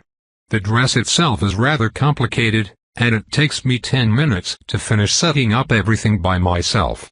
Several layers of fabric contribute to a typically Victorian ensemble, with a modest cleavage being the only concession to modernity. Every layer is made of different cloth, all of them bone white, in a curious monochromatic harmony that relies on relief to create contrast. I like it. It is also almost my size. At the bottom of the chest, I find 2 masks and a note. I was ordered to provide you with a basic mask, but nothing prevents you from using your own. The choice is yours. Jean-Baptiste. The first accessory would not look out of place on a cheap stall for Mardi's Gras celebrations. The second is my war mask. Chipped. Damaged. Heavily enchanted. An instrument of combat whose owner survived many battles. I will not attend a masquerade wearing a debutante ball prop, thank you very much. Now set, I exit into a gaudy corridor. Jean-Baptiste waits on a nearby seat with his book. Ah, excellent choice. First, you must be ravenous. Corentin is waiting in a nearby room. Corentin turns out to be a young man with angelic features, complete with golden curls, and a terrible case of the nerves. I soothe his mind and feed lightly, as it appears that he is rather inexperienced. I leave the satisfied youth asleep in his bed. Good. Now that we are done, let us be on our way. The corridor leads to a massive entrance, also shuttered, as well as a most peculiar candelabra. Someone is affixed to it in a very uncomfortable position, though probably not as uncomfortable as having his body skewered by multiple barbed steel spikes. Black blood seeps from his many wounds and, as I pass, I hear a weak moan. Is the decoration to your taste? Jean-Baptiste lightly asks. I inspect the furniture and human hybrid more closely and realize that the fantastic mustache is familiar. Indeed, he and I met briefly when he tore up my passport. Are we not missing 5 others? I ask with a frown. I did not want to waste valuable blood to hasten the regeneration. I made an exception for him, seeing as he surpassed all expectations by breaking 3 international treaties in a single night. You are an overachiever, are you not, Odilon? Please? A raspy voice beseeches from the strange decoration. Jean-Baptiste does not slow down. We climb down marble stairs in the dim glow of gaslights to a locked entrance. My host leads me down a hidden path through a wine cellar, then through a secret passage hidden behind a fake wine barrel of monumental proportions. A bit stereotyped, I know. We have to maintain appearances for the sake of newcomers and visiting dignitaries. Ah, but I wish I had seen you in action yesterday. To defeat over 10 opponents in direct combat. And without the use of a Magna Arca. It must have been such a precious spectacle. Alas. I frown at the non sequitur but remember that he cannot see my expression behind the mask. You talked to my captors? Vincent and André, yes. If there is one thing they dislike more than politics, it is to be disturbed by a botched attempt at it. I am still unsure as to why I was attacked in the first place. Jean-Baptiste turns to me then, his eyes searching my own. Ah. I understand that Dominique wished to see you, and that her orders were altered somewhere down the line. A polite invitation was twisted into a blundering attempt at coercion by an unseen hand. As for the culprit, you must ask Lady Dominique when you see her. I already overstepped my bounds by revealing so much. I see. I do not care for so much mystery. Quite frustrating to be on this side, is it not? He says with a wink. I know what he means. We usually save the incomprehensible situations and theatrics for the mortals. And speaking of theatrics, the passage we followed ascends into the darkness through stairs cut into the very rock. We soon approach a dead end, the end wall emitting a powerful aura. Another secret passage. Jean-Baptiste bows with a flourish, then, without breaking eye contact, presses a secret panel that depresses to show the symbol of mask. Corny does not do the mechanism justice. I struggle to find an appropriate euphemism. How very colorful, is it not? I shot down the suggestion to use a skull shape with its eyes shining red. Only because you could not engine it to laugh maniacally, I suppose. The Lord graces me with a smile, and it feels strangely genuine. You understand. We walk through the revealed passage into a new area, this one significantly older. The air here smells damp and slightly rotten, the cause immediately apparent. We stand in a corridor harboring a multitude of alcoves, into which skeletons lie in neat, ordered rows. Stacks of skulls, bundles of tibia, mountains of ribs, and plains of knuckles alternate with each other to form a grim landscape of ancient, yellowed remains. I stop to inspect the show with curiosity. The remains are so ancient, and so anonymous, that they become a morbid background rather than dead people. I had no idea that such a place existed. We are in the catacombs, below the Rive Gauche, the southern part of the city. We did not create it, mind you. It was used to store the mountain of old human remains buried across the city around 60 years ago. Dominique found the setting simply too tempting. We have co-opted it as a result. They dug a mausoleum for the unknown dead? You underestimate the civil servant's resourcefulness, my dear. Those are repurposed quarries. Jean-Baptiste leads me deeper into the warren of stone and bones. The passages quickly expand until every room becomes cavernous. The air gains an unnaturally cold quality as we move on, and I find myself enjoying it tremendously. Such an original setting. I wish I could take the time to make a few drawings. Perhaps later. Our journey continues through winding tunnels until my guide stops before an innocuous pile of grinning skulls that nothing differentiates from the others. It should be here. Ah! He retrieves from behind it the head of a wolf, as dark as the night. I only realize its nature when he puts it on. The threatening maw is particularly convincing, and his eyes gain a wolfish quality. Homo homini lupus. I roll my eyes at the antics, and am graced with a rumbling laugh. Ah, you Americans. So refreshing. Forgive me for the detour, we will be there shortly. I finally notice how he orients himself when I realize that unknown symbols have been engraved on every arcade. I would be lost without hope of rescue, were it not for my nature.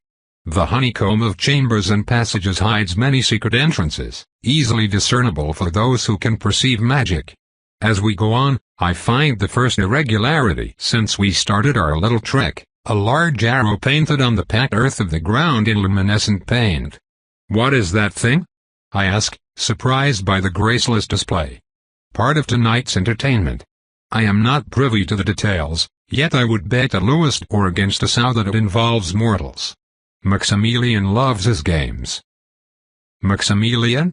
The Prince of Paris, an organizer of this event. He rarely disappoints. Ah, here we are. Our feet have finally led us to a monumental entrance. Wrought iron twisted in intricate patterns contrasts with a crimson rosewood essence to create a red and black scenery. A doomed man beseeches a beautiful and terrible goddess, who ignores his advances as her gaze travels up. A pair of perfect sapphires were inserted where her eyes would. They shine, azure, under the glow of nearby torches. The last work of Michel Intrenes. He hanged himself shortly afterward, claiming to have achieved perfection. Your ambassador mentioned that you collected insane artists. Yes. You can feel it, can you not? The manic fires of inspiration as his life slipped away like a guttering candle. Michel remains here, immortalized for all of eternity. I miss the bugger. You knew him? Recovered him myself, actually. We try to prolong their lives, but only repetitive feeding will dull their pain, and then, they will have lost their spark. Some people are broken. What they create shines all the more brightly for it. I am not familiar with metalworking for the sake of art. I can even spot a few places where flaws have escaped the artist's attention, and yet, the sheer emotion captured by this work grabs at my mind with the frantic grasp of the desperate. It embodies everything we have lost and still admire in mankind, the drive, the originality, the unfettered genius. Emotions, raw and pure, radiate from it in waves that force my attention to dart from one detail to another, from one loving twist to another obsessed hammering. I stand in the presence of greatness. Jean-Baptiste tugs on my sleeve, and I blink. My apologies, we must enter. You will love the inside, I believe. Ah, yes, please lead the way. We approach and I notice a single wardrobe set on the side against the wall. It is partially open and contains a single male white suit. Also part of the game, Jean-Baptiste comments. He is having fun. I let him open the gate and walk in. If I still had a breath, it would have caught on my chest now. To call the place I find myself in grandiose would be a massive understatement. It is incredible. Under a ceiling that could fit a cathedral, a chamber of pharaonic proportion stretches far into the distance, leading to an elevated platform of white marble. The ground expands in a myriad of tiles of various sizes that still manage to fit perfectly. Columns as large as redwoods expand up, while stalactites climb down like so many swords of Damocles. Every inch of walls is engraved with Chthonian scenes and alien landscapes, all unpainted gray, all bearing the touch of madness. At regular intervals, wood panels lit by candles show intriguing and unique portraits or sculptures and a succession of masterpieces that no mortal museum could match. A set of stairs lead to a balcony on the left side that allows its occupants to dominate the crowd. And what a crowd it is! In pairs or groups, vampires in white uniforms mingle with silent grace. Masks as varied as can be hide their features in a clash of styles and tastes. Comedy masks, tragedy masks, veils and visors. Beasts and kings and gods and monsters. Assyria meets Rome while Guinea courts Russia in a dizzy dance of colors. It is, also, perfectly silent. All the guests sign with their hands at blinding speeds that only we can follow. Spread fans hide meaning from questing eyes, and the drone of moving fabric is the only noise, for no one here is immortal. There are more than 300 vampires present, at least 50 lords and ladies. Not a single courtier. The combined power present here simply defies description. Even with their auras so tightly controlled, I feel something in the air that alters it, as if a purple haze covered every nook and cranny of the room. The world around me feels more plastic, more fluid. I could gaze up and feel the presence of the Watcher through layers upon layers of stone. Jean-Baptiste breaks my line of sight just as I am about to lose myself in a deliciously insane interpretation of the Last Supper. He extends a hand which I automatically take, and we move onward. To the right and on the opposite side of the balcony, someone created an otherworldly pond filled with transparent water. Luminescent mushrooms and algae dance a chimeric rondo in step with the beat of a fountain, pulsing like a giant heart as it bleeds water. Vampires move and part before us in an organic fashion, and I realize why. My guide still wears black, save for the single scarlet dash of his tie. It gives the wolf mask an edge. I am led to the base of the stairs and let through by a pair of powerful lords wearing identical masks in the likeness of sphinxes. We climb up, and the hum of conversation pops out of nowhere as soon as we are on the steps. It appears that the privileged section of the assembly prefers speech, though they do not share it. Lady Dominique is throwing me a bone by inviting me among the hallowed ranks of vampire nobility, if only for a night. We top the landing, and I finally lay my eyes on the cream of the crop. Contrary to the uniform white below, the assembly here shows more color, though they maintain the monochromatic spirit of the evening. A burly man in red turns to look at me with a scowl barely disguised behind a kingly mask, also red except for stylized black curls in the hair and beard. A lithe lady in a blue gown and a very thin mask of a siren gives me an imperceptible nod before the pair returns to their previous conversation. As I pass, I feel the echo of Lancaster essence coming from her. A few other guests in white mingle around them, as well as another trio of dignitaries that we quickly join. I see a tall, muscular man in green with a mask seemingly grown from roots to give him a monstrous appearance complete with a haunting smile. I taste a hint of a Renwald forest on him. His deep blue eyes glance over me without reaction. Next is a curious man with the thin build of a fencer and the tiniest hint of a potbelly. His costume is purple and atrociously extravagant, a mix between gaudy prince and jester, with a grinning full mask and a clown hat with two jutting, pointy black ends. He is jumping excitedly from foot to foot in a decidedly unvampiric way. The center of the group, unmoving and aloof, is a vampire that can only be Lord Dominique.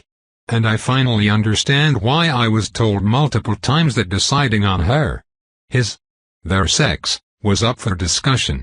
Dominique wears yellow and gold, with a top hat and the most androgynous face I have ever seen hidden behind a thin domino mask. I believe I will go with he. He has a delicate face with a slightly squarish chin and prominent cheekbones, as well as hooded brown eyes. He twirls in his hand a silver and ebony cane showing a tiny spider. Blonde hair falls to his shoulders in a delicate mess, slightly wavy, and looking deliciously soft. A loose jacket hides what could be small breasts or undeveloped ones. It tapers to a thin waist and dancer's legs. Dominique is by far the most androgynous being I have ever seen. He smiles as he sees us. Look what the wolf dragged in. A wayward devourer. Maximilian, my dear, I hope you will not hold it against me, but I brought a surprise guest. Dominique's voice is a husky alto as smooth as syrup, a voice to fall asleep to, or to sing with. Oh Dom, you know that I love surprises. Maximilian replies with renewed excitement. He is the flamboyant man in purple.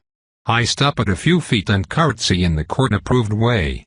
Thankfully, we have adopted the standard customs of our European cousins, and protocol comes to me naturally. Oh, no need to be so formal, Dominique lies. Here, let me introduce you to the bigwigs.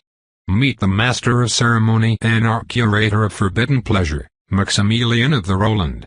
I bow to the master of ceremony, who returns the greeting with ostentation. And the fellow in green represents the NRU on this auspicious day. Meet Ambassador Luther of the Arenwald. A pleasure, Milady, he rumbles, and how is Metis? Eating well, last time I checked, I reply after a hesitation. I cannot decipher the ambassador's expression behind the forest spirit mask. Thankfully, Maximilian guffaws. Luther, my dear, how many times must I tell you to stop scaring the fairer sex away with horse questions from the get-go? I expect the Arenwald to lash out, yet he simply nods in understanding, his goal achieved. I do not know the first thing about him, while he knows the name of my nightmare, which I do not share overmuch. The imbalance of information caught me off guard and set the pecking order. He managed it in one sentence. As for me, Dominique continues, I am your host tonight. Come, join us as we enjoy the festivities. We do not have the pleasure of seeing our outer Atlantic cousins very often. How fares Constantine? As fervent in his research as he is with legislation. This is common knowledge. I am not revealing anything that would endanger him. Ah yes, we had a copy of the Accords brought to us. Such great fun we had reading it, Maximilian adds. I do not react at the cheap jab. Oh, the outrageous man continues, but my little finger just told me that our last guest is about to arrive. I'm just in time too. Please excuse me as I set fire to the fuse. Do enjoy. He finishes. The peculiar man takes a step back and lightly jumps on the banister, without looking, and levitates to the stage. I have no idea what kind of magic does that, but I admit to being impressed. And slightly put off by such a blatant violation of the laws of nature. Maximilian bows to the assembled vampires and saunters away. Dominique steps to the edge of the balcony and settles to wait. I join his right side while Luther takes the left. The edge of a powerful aura brushes my back and I do my best not to react to the feeling of imminent danger I feel from the light contact. The man in red silently steps to my own right, regal mask aimed frontwards. He tastes of Roland, and so old that his polar aura seeps through the skin to my very bones. If I were mortal, I would be shivering. The door opens to reveal a surprise. A human walks in. I observe the curious scene with interest as it unfolds before my eyes.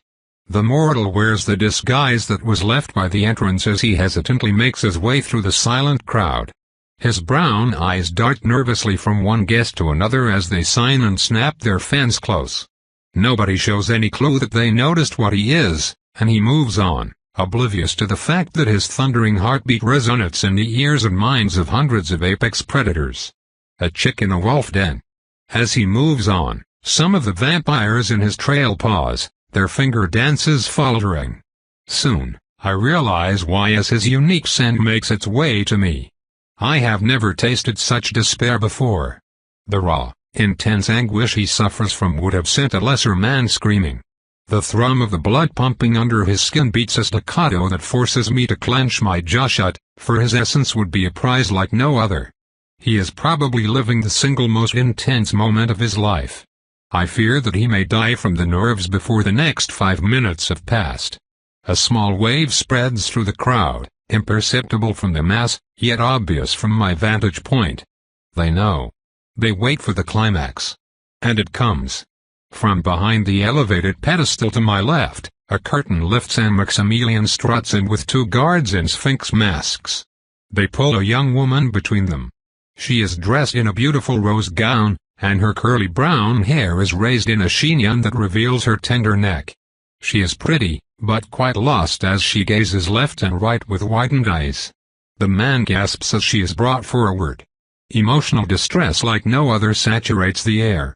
Mesdemoiselles et messieurs, Maximilian says in French, I have the pleasure of introducing the first attraction of the night. A game of skill for the most precious of prizes, Muriel Desmoulins, the beloved daughter. His use of the local vernacular can only be for the benefit of our breathing little intruder. Indeed, the reveal soon follows.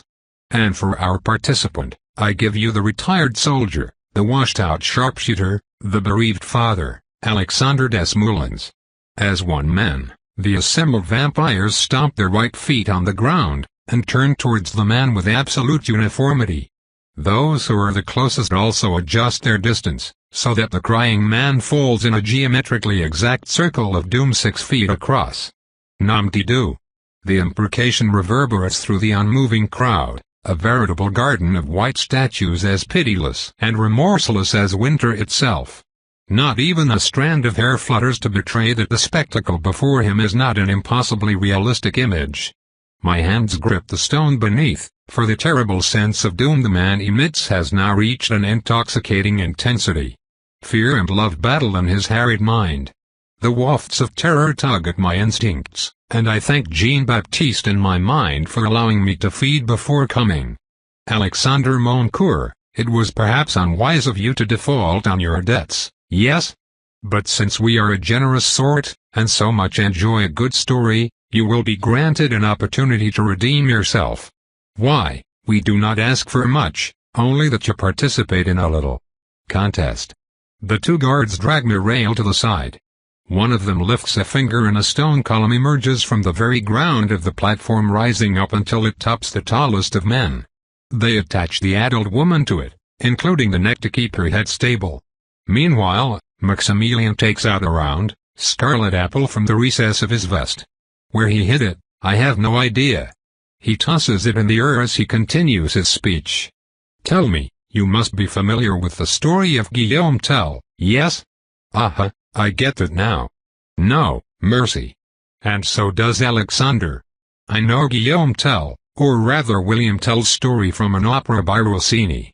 He was a Swiss folk hero who, forced by a cruel Austrian reeve, proved his incredible marksmanship by shooting an apple off the head of his son. Tut tut tut, Tertiaire. Surely a proof of skill would not be too much to ask of you, who claimed he had shot through every hole of a horseshoe at 8 meters. Another guard brings an elaborate wooden box with silver engravings. Maximilian opens it, and picks up a master-crafted pistol, which he brandishes above his head. Come and accept my challenge, or refuse, and you both die. The momentum of the event relies on Alexander being decisive, and he is. The retired soldier gulps noisily, Adam's apple bobbing up and down. He drags his stress-racked form across the room but collapses as soon as he steps on the pedestal. The focused gazes of so many lands on his back, to see if their prey will stand up and offer some fun, or if the hunt has drawn to a close. And in a way, it is a proper hunt. Despite the artifices and cruelty, the prey stands a chance, technically, in a contest of wit and skill. He failed the contest of wit in a spectacular fashion, and the contest of skill is off to a very poor start. Nevertheless, I find no fault in Maximilian's trap. Alexander picks a pistol and turns to his captive daughter, now sporting a new fruity hat. His arm wavers before he even aims. Oh, our candidate is facing some difficulties, it seems. Would there be a kind soul in the assembly who would champion him in his darkest hour? Someone to balance the scales? A few heads tilt, but no one sees the need to gather undue attention. A wager, perhaps? What could I offer? I have a proposal, the man in red interrupts. I freeze. The spell that had withheld the sound of conversation from the balcony lifted as soon as he spoke. His smooth baritone rings clearly, and I find hundreds of masks now facing us. You do, Bertrand? Do tell. Enlighten us with your ideas. I propose that, since Alexandre offended us, he be represented by a foreigner. 100 gazes fall on Luther and glide away like water off oil. No one would dare play with an ambassador during a peace celebration, and so, they move left to the other stranger in their midst. For one moment, I wonder how they know who I am behind the mask, but the mystery is soon resolved when I peek right and meet the implacable glare of the man in red. How about it, Ariane of the Nerari? I wager a secret against the ship. Interesting.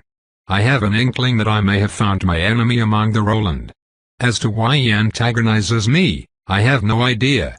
I seem to remember from one of Nami's lessons that Bertrand is a faction leader among the ranks of Mask, but I fail to see how it relates to me.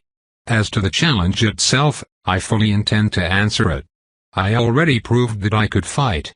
Let no man think that brawn is my only strength. I accept. Should Alexander fail to hit the apple, I will grant you a secret I know. It is done. Maximilian screams with obvious amusement before the man in red reacts. I know he meant a specific secret, and I purposely misunderstood. Now, it is too late to object thanks to Maximilian's prompt assistance. Serves him right. Not that I intend to lose. I take a step back and move alongside the balcony to my left, then I use power to jump off the rails and directly on the platform, legs bent during the flight so as not to expose more than a stockings-covered ankle. I land in a crouch and turn it into a curtsy as I unfold. Applauses welcome my daring entrance, as well as the stupidity of calling the powerful man's gamble, I suppose. They can be appreciative. It costs them nothing. Alexander quivers at my inhuman display, but I soon approach him and address him in his own language. I take the time to articulate every word with care. Forgive my accent, for I come from far away. I will assist you in your task, I calmly state. At the same time, I let my charm radiate out and catch him slowly. Revulsion wars with hope in the father's cracking mind. Eventually, he realizes that any port is good in a storm. He accepts me, and in turn, my influence grows. The Lancaster essence was the first one I collected, one that I have used with diligence over the past few decades. I have seldom resorted to the brute power it afforded me. Instead, I have built upon the patience and understanding I possessed even as a mortal. I have never let myself grow complacent.